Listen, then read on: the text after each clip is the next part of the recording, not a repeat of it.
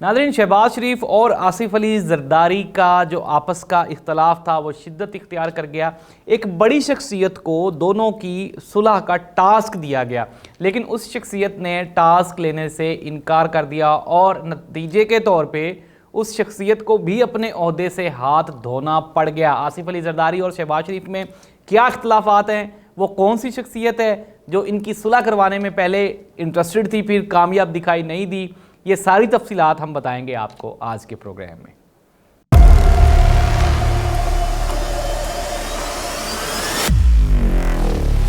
औज़ुबिल्लाहिमिनश्शैतानिर्रजीम, बिस्मिल्लाहिर्रहमानिर्रहीम। अल्लाहुम्मा सल्लि अला मुहम्मदिन व आलि मुहम्मद, करोड़ों दुरूद व सलाम हज़रत मोहम्मद मुस्तफ़ा सल्लल्लाहु अलैहि वसल्लम पर सल्लल्लाहु अलैहि वसल्लम की आल पे। तहकीकी मरकज़ के साथ मैं हूँ ज़ाहिद अब्बास नकवी। नाज़रीन, मैंने अपने गुज़श्ता व्लॉग में आपको बताया था कि पाकिस्तान पीपल्स पार्टी और मुस्लिम लीग नून इनके दरमियान इख्तलाफात शिद्दत इख्तियार कर चुके हैं। ये कोई अचंभे की बात है ही नहीं। मैं पहले दिन से कह रहा हूँ कि ये जो 14 जमाती इत्तेहाद है ये गैर फितरी है।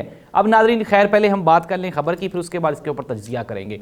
खबर ये है कि आसिफ अली जरदारी और शहबाज शरीफ के दरमियान कोई एक नुकाती एजेंडा जो है वो डिस्कस नहीं हो पाया। इलेक्शंस की तारीख से लेकर पंजाब में सीट एडजस्टमेंट और फिर पाकिस्तान में मुस्तकबिल की हुकूमत साजी के मामलात को लेके नून लीग और पीपल्स पार्टी में शदीद किस्म की लड़ाई जारी है। अब हुआ क्या, हुआ ये कि नजम सेठी साहब को टास्क दिया गया कि वो इन दोनों की सुलह करवाएं, क्योंकि नजम सेठी साहब दोनों के नवाज शरीफ साहब के भी करीब हैं, आसिफ जरदारी साहब भी उनकी बात सुन लेते हैं। लेकिन पहली मर्तबा ऐसा हुआ कि नजम सेठी ने भी इंटरेस्ट लेने से माजरत कर ली और कहा कि जी मैं ये नहीं कर सकता। नतीजतन क्या हुआ, नतीजतन ये किया गया है कि पीसीबी की जो गवर्निंग बॉडी थी उसको तहलील कर दिया गया है और नजम सेठी जो कि चेयरमैन पीसीबी कहलाते थे उनको भी अपने ओहदे से हाथ धोना पड़ गया है। नाज़रीन, ये जो सियासी अदम इस्तेहकाम था, मैंने पहले भी कहा, पहले ये सुप्रीम कोर्ट ऑफ पाकिस्तान का भी बेड़ा गर्क कर रहा है, पाकिस्तान के इदारों को भी कमज़ोर कर रहा है और अब बात आ गई पीसीबी पे, यानी कि पाकिस्तान क्रिकेट बोर्ड, और उसके जो चेयरमैन हैं नजम सेठी साहब, उनको भी अपने ओहदे से हाथ धोना पड़ गया है। अब नाज़रीन, ये जो सारे मामलात हैं ये तो आगे चल के आपके सामने आ जाएंगे। हमने गुज़श्ता रोज़ देखा कि नबील गबोल जब बिलावल भुट्टो जरदारी के करीब गए तो उन्होंने उसको हाथ के इशारे से पीछे कर दिया। ये है एक सीनियर तरीन सियासतदान, लेकिन हकीकत क्या है कि ये जो सीनियर तरीन सियासतदान है ये भी, क्योंकि वो रोलिंग स्टोन है ना, कभी MQM में, कभी पीपल्स पार्टी में, कभी PTI में, तो फिर इस तरह के बंदे की इज्जत कहीं पे भी नहीं होती। इस्तेहकाम पाकिस्तान में जाने वाले PTI के तमाम कारकुन ओहदेदारान इंतहाई परेशान हैं। उनको ओहदे तो मिल गए हैं, लेकिन उन ओहदों का वो करेंगे क्या? जब अवाम के पास जाएंगे तो अवाम तो कहेगी कि भाई 5 साल तो आप PTI के प्लेटफॉर्म पे थे और इमरान खान के नारे लगाते थे और अब आप इमरान खान की मुखालफत करते हुए हमसे वोट मांगने आ गए। और यही होगा इस्तेहकाम पाकिस्तान के जो 3-4 बड़े नाम हैं, जिनमें जहांगीर खान तरीन, अलीम खान और फिरदौस आशिक अवान, मैं आपको लिख के दे रहा हूँ आज। आप ये मेरी बात, ये ब्रेकिंग न्यूज़ है, आप ये लिख के रख लें कि इसमें फवाद चौधरी साहब को भी डाल लें कि ये अपने अपने हलकों से अपनी अपनी नशिस्तें भी नहीं जीत पाएंगे। ये लिखी पड़ी बात है। इनका असल मकसद जो है वो कुछ और है, लेकिन चूंकि वो मकसद भी अभी तक अचीव नहीं हो रहा, तो अब देखना ये होगा कि इतनी बड़ी सियासी हलचल में और कशमकश में क्या इलेक्शन अक्टूबर में होंगे या फिर नहीं होंगे। चूँकि वो जो नताइज थे उनमें कोई खातर खा कोई जो नताइज हैं वो हासिल नहीं हो पाए उन लोगों को जो कि ये कोशिश कर रहे थे सारा प्लान बनाने की। तो देखना ये होगा कि आज भी, मैं पहले भी अपने कई व्लॉग्स में कह चुका हूँ कि अगर अवामी कुव्वत देखी जाए तो इमरान खान ही है।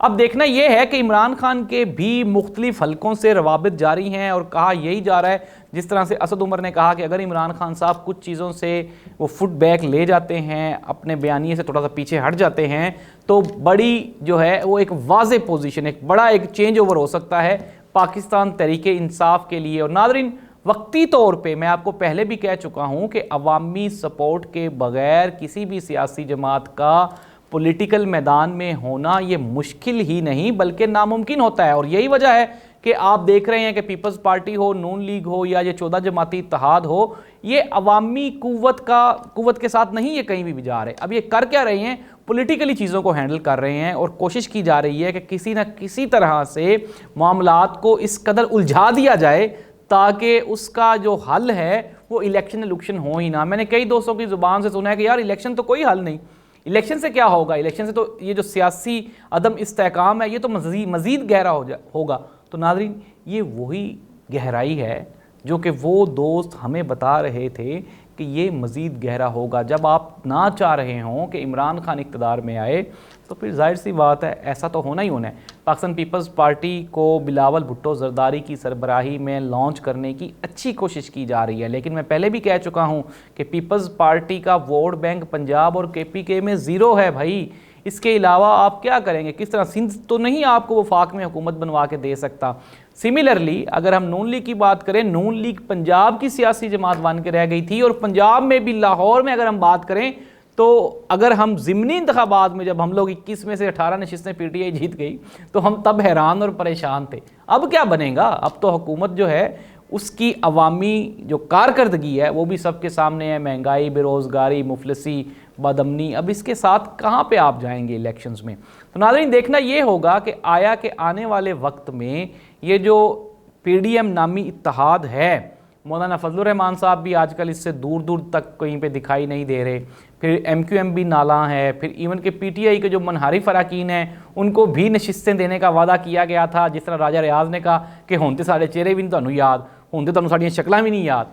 तो फिर देखना ये होगा आया कि ये जो इत्तेहाद है क्या ये इमरान खान की सियासी साख को नुकसान पहुँचाने में कामयाब हो सकता है या नहीं। लेकिन वक्ती तौर पर ये वाज़ेह है कि ये अचीवमेंट बिल्कुल अटेनिंग द इम्पॉसिबल है, ये हासिल नहीं की जा सकती। इमरान खान को ज़रूर आप हटा लेंगे इक़्तिदार से, मे बी आप ना आने दें, लेकिन इमरान खान के बग़ैर सियासी इस्तेहकाम नामुमकिन है और ये नामुमकिन ही रहेगा आइंदा 10 साल तक, जब तक कि इमरान खान ज़िंदा है। मैं ये तो नहीं कह रहा कि इमरान खान साहब 10 साल तक रहमत फरमा जाएंगे, लेकिन अल्लाह ताला करे उनकी उम्र दराज हो और वो मौजूद रहें सियासी सेटअप में। लेकिन देखना ये होगा आया कि क्या ये जो सियासी खेल खेला जा रहा है इसका कोई एंड भी है या नहीं है। लेकिन वक्ती तौर पे ये जो 14 जमाती इत्तेहाद था, इसकी आपस में नाराज़गी का जो अब रिवार्ड है वो पाकिस्तान क्रिकेट को भी अब बर्दाश्त करना पड़ेगा। एशिया कप आ रहा है, फिर उसके बाद वर्ल्ड कप की तैयारियां हैं, लेकिन हमें क्या लगे, हमें तो सबसे ज़्यादा अजीज़ सियासत है ना। तो सियासत की भेंट चढ़ाते हुए हमने अपने PC को भी आज कुर्बान कर दिया। अब देखना ये होगा कि आने वाले दिनों में PCB का जो नया कोई है चेयरमैन वो किसको लगाया जाता है। 2-3 नाम जो हैं वो मंजर आम पे गर्दिश कर रहे हैं, लेकिन उनसे वो काम तो नहीं लिया जा सकता जो सेठी साहब से लिया जा सकता था। तो लेकिन सेठी साहब ने भी अक्लमंदी का मुजाहरा किया, उन्होंने कहा जी मेरे को नहीं होता, अब तक मैं जितना कर सकता था मैंने कर लिया, अब आगे चल के। लेकिन सेठी साहब के लिए अच्छा मशवरा यही है कि माशाल्लाह बड़े ज़हीन फ़तीन और बड़े आला ज़र्फ़ के सहाफ़ी हैं, हमारे उस्ताद हैं, अल्लाह ताला उनको लंबी ज़िंदगी अता फ़रमाए। तो सेठी साहब वापस आएँ, सहाफ़त करें और हमें भी बताएं कि ये लड़ाइयाँ क्यों हो रही हैं और मुस्तकबिल क्या होगा। अल्लाह ताला इस मुल्क का हामी और नासिर हो। अल्लाह हाफ़िज़।